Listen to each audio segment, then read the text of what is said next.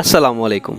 آج کی ویڈیو میں ہم ڈاکٹر اینڈریو کی نماز پر کی گئی حیران کن تحقیق کے بارے میں بات کریں گے۔ اس تحقیق کو جرنل آف فزیالوجی پیرس میں بھی شائع کیا گیا ہے۔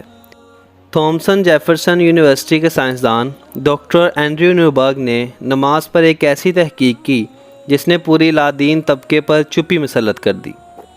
خدا کے انکاری اور اسلام کو نہ ماننے والے لوگوں کے لیے یہ تحقیق ایک زبردست تماچا ہے۔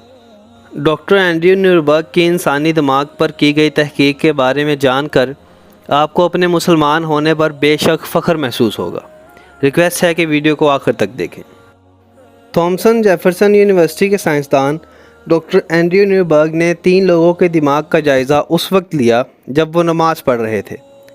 ڈاکٹر اینڈریو نیوبرگ نے سی ٹی اسکین سمیت نیورو سائنس میں استعمال ہونے والی جدید لیبس اور مشینری کی مدد سے مسلمان کے دماغ میں نماز کے دوران رونما ہونے والی تبدیلی کے بارے میں جائزہ لیا۔ اس تحقیق سے لیے جانے والا ڈیٹا تھامسن جیفرسن یونیورسٹی کی لیبارٹری میں پرکھا گیا، جس کا نتیجہ ناقابل یقین تھا۔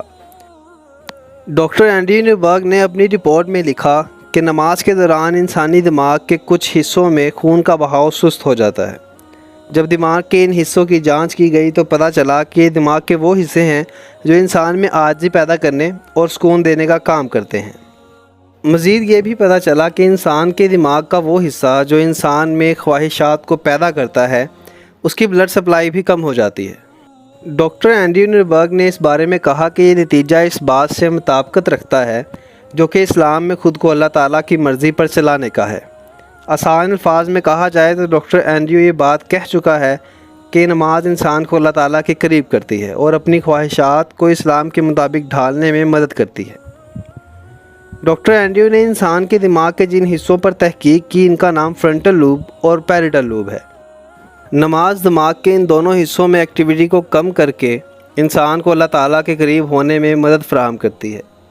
اس تحقیق کے مطابق نماز انسان کے دماغ پر گہرا اثر رکھتی ہے، جس سے انسان زیادہ فوکس اور محنت سے کام کرتا ہے اور برائیوں سے دور رہتا ہے، جو کہ انسان کی زندگی میں ترقی اور خوشحالی کا باعث بنتی ہے۔ ساتھ ساتھ ڈاکٹر اینڈریو نیوبرگ نے یہ بھی کہا کہ اگر میرا بس چلے تو میں پوری دنیا میں نماز کو مسلط کر دوں، کیونکہ نماز سے بہتر ورزش کچھ نہیں ہے اور نماز انسان کو انتہائی ذہنی سکون فراہم کرتی ہے۔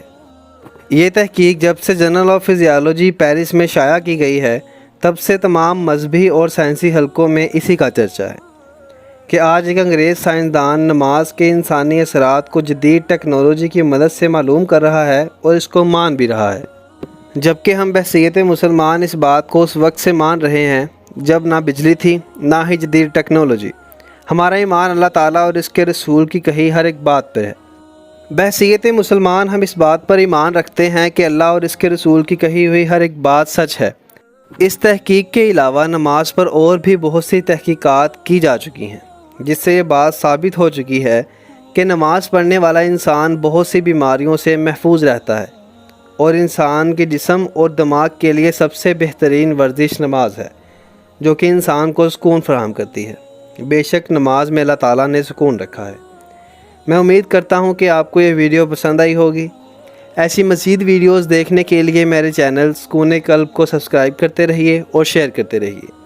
اگلی ویڈیو تک کے لیے اپنے میزبان حسن سلطان کو اجازت دیجیے۔ اللہ ہم سب کا حامی و ناصر ہو۔ خدا حافظ۔